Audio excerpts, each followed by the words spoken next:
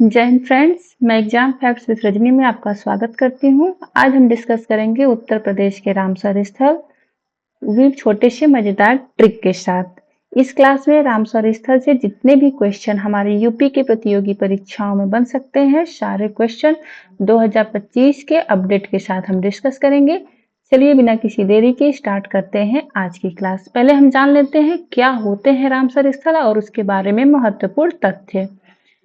देखिए, रामसर साइटें अंतर्राष्ट्रीय महत्व की आर्द्र भूमियां हैं जिन्हें रामसर संधि के तहत नामित किया गया है। रामसर स्थल जैव विविधता के संरक्षण और सतत उपयोग के लिए महत्वपूर्ण है। जैव विविधता का संरक्षण क्या होता है?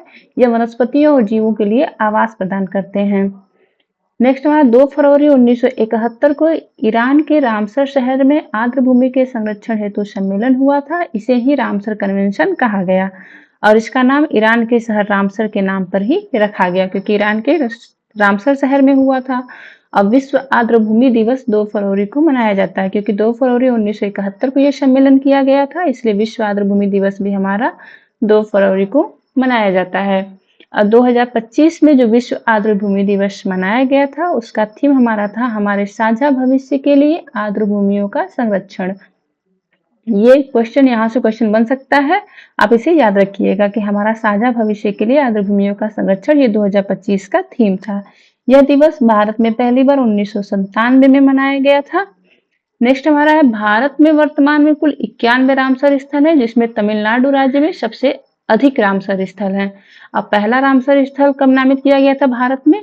वो चिल्का झील ओडिशा और केवलादेव राष्ट्रीय उद्यान राजस्थान में सन 1981 में नामित किया गया था।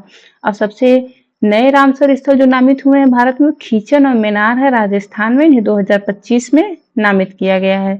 हालांकि उत्तर प्रदेश में देखा जाए तो रामसर स्थलों की सूची में दूसरे नंबर पे, पहले पे हमारा क्या हो जाएगा? तमिलनाडु राज्य हो जाएगा, दूसरे पे हमारा क्या हो जाएगा? उत्तर प्रदेश है। और उत्तर प्रदेश में कुल कितने रामसर स्थल हैं? उत्तर प्रदेश में 10 रामसर स्थल हैं। रामसर सूची का रखरखाव रामसर सम्मेलन के सचिवालय द्वारा किया जाता है जो स्विट्जरलैंड के ग्लैंड में अंतर्राष्ट्रीय प्रकृति संरक्षण संघ मुख्यालय में स्थित है। चलिए स्टार्ट करते हैं उत्तर प्रदेश के रामसर स्थल। पहला हमारा हो जाएगा ऊपरी गंगा नदी जो कि हापुड़ जिले के ब्रिजघाट से बुलंदशहर के नरोरा तक है।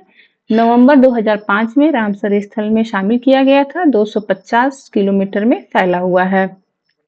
अब इसे याद करने का हम ट्रिक क्या रख सकते हैं? देखिए, ऊपरी गंगा नदी ब्रिजघाट से नरोरा के बुलंदशहर तक फैला हुआ। तो गंगा नदी जो होती है वो हमेशा क्या होती है? गंगा नदी बुलंद होती हैं और उनका घाट भी बड़ा होता है क्योंकि गंगा नदी बहुत बड़ी होती है। तो ऊपरी गंगा नदी हमारी कैसी है? बुलंद है और उनका घाट भी बहुत बड़ा होता है। तो इसे अब हम याद रख सकते हैं। नेक्स्ट हमारा हो जाएगा नवाबगंज पश्चिम बिहार, उन्नाव में है। इसे सितंबर 2019 में रामसर स्थल में शामिल किया गया था। सबसे पहला देखिए हमारे ऊपरी गंगा नदी को ही शामिल किया गया था 2005 में। फिर 2019 में 6 रामसर स्थल को उत्तर प्रदेश में शामिल किया गया था। पहला नवाबगंज पश्चिम बिहार उन्नाव में सितंबर 2019 में रामसर स्थल में शामिल किया गया था।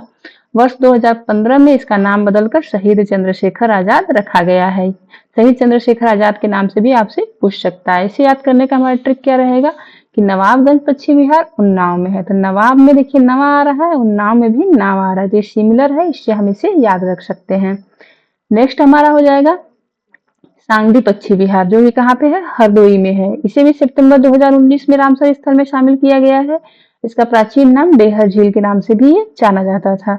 अब सांडी पश्चिम बिहार हरदोई में है तो सांडी से आप याद कर सकते हैं सांड, हरदोई से हर कोई, यानी सांड को देख के हर कोई डरता है तो हर कोई से हरदोई हो गया, सांडी से सांडी, से आप याद रख सकते हैं। नेक्स्ट हमारा हो जाएगा सरसई नवार झील जो कि इटावा जिले में है। इसे सितंबर 2019 में रामसर स्थल में शामिल किया गया था। सरसई इटावा में है। इसे याद रखने का हमारा ट्रिक क्या हो जाएगा? सई, यहाँ पे देखिए सरसई में सही आ रहा है, इसमें सरसई का पहला वर्ड हम स लेते हैं, इटावा का ई लेते हैं, तो यहाँ से भी हमारा सही बन रहा है। नवार में वाह आ रहा है, इटावा में भी वाह हो रहा है, तो इससे हम सिमिलर शब्द देख के इसे याद रख सकते हैं। नेक्स्ट हमारा हो जाएगा पार्वती अर्गा पश्चिम बिहार जो कि कहाँ पे है? गोंडा में है। इसे दिसंबर 2019 में रामसर स्थल में शामिल किया गया। देखिए हम जो सन है इसे हम क्रम वाइज रखे हैं, तो दिसंबर 2019 में रामसर स्थल में शामिल किया गया है। यह 1084.47 हेक्टेयर क्षेत्र में फैला हुआ है। अब पार्वती अर्घा पक्षी विहार गोंडा में है, तो गोंडा से हमारा क्या हो जाएगा, गॉड। और पार्वती जी हमारी क्या है, गॉड है, तो इससे हम इसे याद रख सकते हैं। नेक्स्ट हमारा हो जाएगा समान पक्षी विहार, मैनपुरी में है। इसे दिसंबर 2019 में रामसर स्थल में शामिल किया गया है। इसका क्षेत्रफल 5.21 वर्ग किलोमीटर है।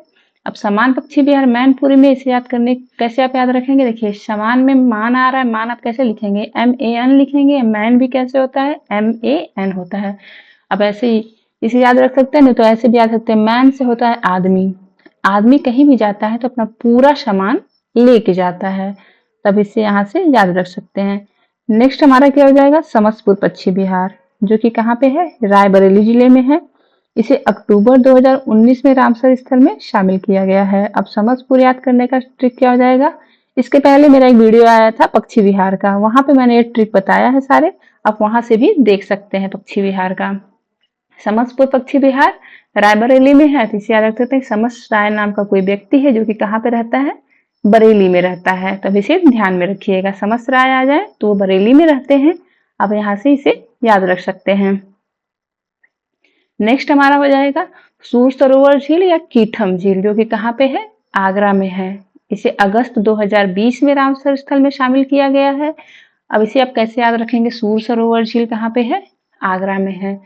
तो देखिए सूर सरोवर किसकी रचना है, हमारे सूरदास जी की रचना है। सूरदास जी का जन्म कहाँ हुआ था, आगरा और मथुरा के मार्ग पर स्थित रुनकता नामक गांव में हुआ था।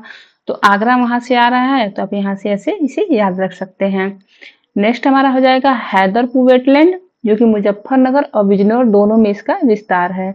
इसे अप्रैल 2021 में 47वें रामसर साइट के रूप में नामित किया गया है। 47वें रामसर साइट मतलब कि पूरे भारत में 47वें नंबर के रामसर साइट के रूप में इसे नामित किया गया है। अब हैदरपुर वेटलैंड कहाँ पे है, मुजफ्फरनगर और बिजनौर दोनों में इसका विस्तार है। अब इसे कैसे याद रखेंगे, मान लीजिए हैदर नाम का कोई व्यक्ति है जो मुजफ्फरनगर में बीज बोया, हैदर कहाँ बीज बोया, मुजफ्फरनगर में बीज बोया, आप ऐसे इसे याद रख सकते हैं। नेक्स्ट हमारा हो जाएगा बखीरा पक्षी विहार, जो कि संत कबीर नगर में है। इसे जून 2021 में रामसर स्थल में शामिल किया गया। क्षेत्रफल इसका 29 वर्ग किलोमीटर है। देखिए सबसे लास्ट जो उत्तर प्रदेश में शामिल किया गया ये बखीरा पक्षी विहार ही हमारा है, जो जून 2021 में रामसर स्थल में शामिल किया गया। बस याद करने का ट्रिक हमारा क्या हो जाएगा, बखीरा से जाएगा बखेड़ा, अगर कहीं भी बखेड़ा होता है तो हम यहाँ वहां पे क्या करेंगे, कबीर दास जी के दोहे सुना देंगे, तो वहां शांति हो जाएगी। तो ऐसे हम इसे याद रख सकते हैं। आपको हमारे इस क्लास से कुछ भी जानकारी मिली हो या सेशन अच्छा लगा हो तो आप चैनल को लाइक और सब्सक्राइब कर अपने फ्रेंड के साथ शेयर करें। अब इस क्लास का आपको PDF चाहिए तो हमारे टेलीग्राम चैनल पे मिल जाएगा, जिसका लिंक डिस्क्रिप्शन में दिया गया है। Thank you friends.